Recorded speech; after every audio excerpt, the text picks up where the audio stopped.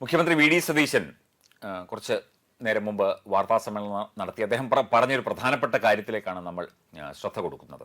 ഇവിടെ സമൂഹമാധ്യമ പേജുകളും ചില വ്യക്തികളും ഒക്കെ തന്നെ തെറ്റായ വിവരങ്ങൾ, ഈ പ്രളയവുമായി ബന്ധപ്പെട്ട തെറ്റായ വിവരങ്ങൾ പ്രചരിപ്പിക്കുന്നുണ്ട്. ഇന്നയിടത്ത് ഒരാൾ മരിച്ചു, അവിടെ മരം കടപുഴകി വീണു, റോഡ് ഒലിച്ചുപോയി, മലയിടിയാത്ത സ്ഥലങ്ങളിൽ മലയിടിഞ്ഞു. ഇപ്പം മലപ്പുറത്ത് മലയിടിഞ്ഞു, സത്യമാണ്. മണ്ണിടിച്ചിലുണ്ടായി, അതുവഴി പോകരുത്, അപകടമാണ്. ചിലപ്പോൾ അവിടെ നാഷണൽ ഹൈവേ ആയിരിക്കും, അതുവഴി പോകരുത് എന്നൊക്കെയാണ് പറയുന്നത്.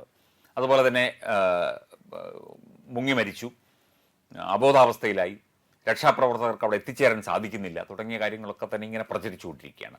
ഈ ചെയ്യുന്നത് അത് ആരായാലും, സമൂഹമാധ്യമ പേജുകളായാലും വ്യക്തികളായാലും സംഘടനകളായാലും ചെയ്യുന്നത് ഗുരുതരമായ തെറ്റാണ്. അതിനെതിരെ ശക്തമായ നടപടിയെടുക്കും എന്ന് തന്നെയാണ് മുഖ്യമന്ത്രി വി ഡി സതീശൻ പറഞ്ഞത്. തീർച്ചയായിട്ടും അങ്ങനെ തന്നെയാണ്, അങ്ങനെ തന്നെ വേണം താനും.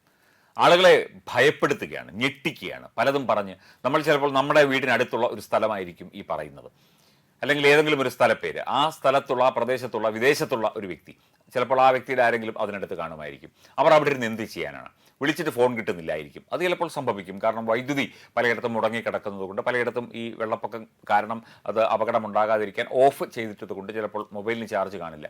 അപ്പം അത്തരത്തിൽ അവർ അവിടെ ഇരുന്ന് വിഷമിക്കും, വേവലാതിപ്പെടും, സങ്കടപ്പെടും, ഞെട്ടും, ബോധം കെട്ട് വീഴും. അങ്ങനെ പലതും സംഭവിക്കും.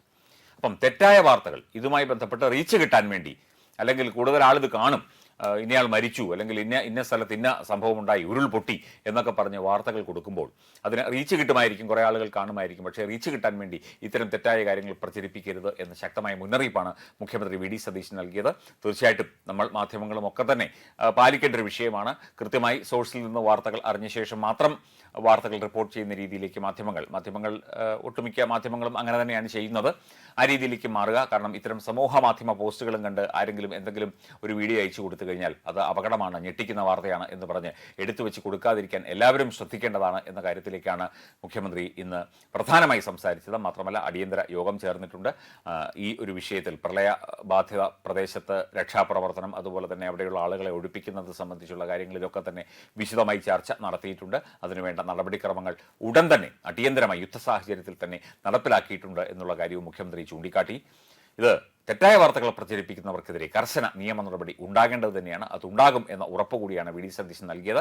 മാധ്യമങ്ങളോടുകൂടിയായിരുന്നു അദ്ദേഹം വാർത്താ സമ്മേളനത്തിൽ ഇക്കാര്യങ്ങൾ പറഞ്ഞത്.